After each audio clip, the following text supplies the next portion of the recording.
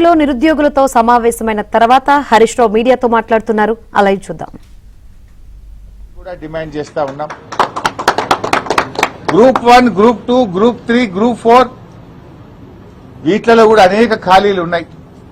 ఆ ఖాళీలను నోటిఫై చేసి అన్ని గ్రూప్ నోటిఫికేషన్స్ కూడా వెంటనే విడుదల చేయాలని చెప్పి కూడా డిమాండ్ చేస్తా ఉన్నాం.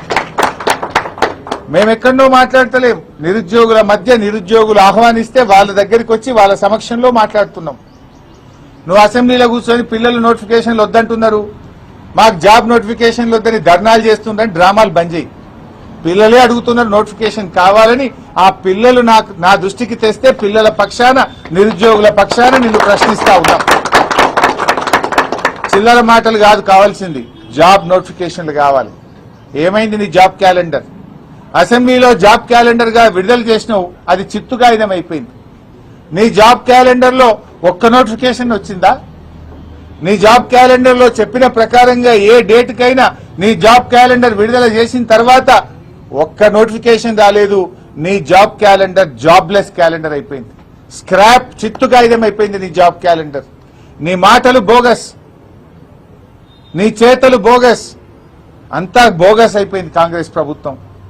నిరుద్యోగ భృతి ఒక దగ, ఆడపిల్లలకు స్కూటీలు ఒక దగ, విద్యార్థులకు ఉద్యోగులకు నోటిఫికేషన్లు జాబ్ నోటిఫికేషన్లు ఒక దగ, ఫీజు రియంబర్స్మెంట్ ఉన్న పథకాన్ని ఎత్తిపడేసినావు నువ్వు.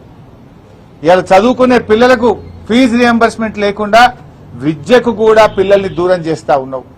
ఏమంటుండ్రు రేవంత్ రెడ్డి? హోటళ్లలో పనిచేయాలన్నట, చిప్పలు కట్టుకొని పనిచేయాలనా? ఉద్యోగాలు ఏవా రేవంత్ రెడ్డి అంటే? ఉద్యోగాలు లేవు, ఐటీ పోతుంది, ఏఐ వచ్చింది, హోటళ్లలో పనిచేయండి అంటుండ్రు. అంటే ఏమడుగుతున్నావు? నువ్వు బోర్లు కట్టుకోమంటున్నావా? హోటళ్లలో సర్వీస్ చేయమంటున్నావా? మా పిల్లలు పీజీలు చేసింది, గ్రాడ్యుయేట్లు అయింది, డాక్టరేట్లు పొందింది, బీఈడీలు చదివింది, హోటళ్లలో పనిచేయడానికి రేవంత్ రెడ్డి? ఇలా నిరుద్యోగుల్ని అవమానపరుస్తున్నావు నువ్వు. 2 లక్షల ఉద్యోగాలు ఇస్తాన నువ్వు హోటళ్లలో పనిచేసుకోండి, ప్రైవేట్ లో పనిచేసుకోండి అని ఇవాళ నిరుద్యోగ యువతను అవమానపరిచే విధంగా రేవంత్ రెడ్డి గారు మాట్లాడుతూ ఉన్నారు. నువ్వు ఇచ్చిన మాటకు నిలబట్టవా లేదా? ఏ యువతనైతే నీకోసం పనిచేసిందో ఆ యువత తిరగబట్టది, జాగ్రత్త అని హెచ్చరిస్తా ఉన్నాం. ఏ నిరుద్యోగులైతే నీ కాంగ్రెస్ పార్టీకి పనిచేసిందో రేపు ఆ నిరుద్యోగులే నీ కాంగ్రెస్ పార్టీకి మరణ శాసనం రాస్తారు, జాగ్రత్త అని చెప్పి హెచ్చరిస్తా ఉన్నాం. అయ్యా భట్టి గారు, నువ్వే ఇచ్చినావు అసెంబ్లీలో జాబ్ క్యాలెండర్. మరి నీ జాబ్ క్యాలెండర్కి ఏమైనా ఉన్నదా? అసెంబ్లీలో చెప్పిన మాటకి ఏమైనా విలువ ఉన్నదా? ఎందుకు నోటిఫికేషన్లు ఆలస్యం చేస్తా ఉన్నారు? What is the reason? పాపం పిల్లలు లక్షల రూపాయలు ఖర్చు పెట్టుకొని హైదరాబాద్ లో దిల్సుఖ్ నగర్ లో, అశోక్ నగర్ లో రూములు కిరాయిలు తీసుకొని, కోచింగులు తీసుకొని లక్షల మంది పిల్లలు నీ జాబ్ నోటిఫికేషన్ల కోసం కళ్ళల్లో వత్తులేసుకొని చూస్తా ఉన్నారు. అనేక జిల్లా కేంద్రాల్లో పిల్లలు లైబ్రరీలో కూర్చొని రాత్రి పగళ్ళు ఎప్పుడు నోటిఫికేషన్ వస్తుందా అని కష్టపడి చదువుకుంటా ఉన్నారు. అరే ఏజ్ రిలాక్సేషన్ ఇవ్వంటే ఇవ్వవు నువ్వు, అటు జాబ్ నోటిఫికేషన్ ఇవ్వవు, ఏజ్ రిలాక్సేషన్ కూడా ఇస్తలేవు. ఆనాడు బీఆర్ఎస్ 10 సంవత్సరాలు ఏజ్ రిలాక్సేషన్ ఇచ్చింది, నువ్వెందుకు ఏజ్ రిలాక్సేషన్ ఇస్తలేవు?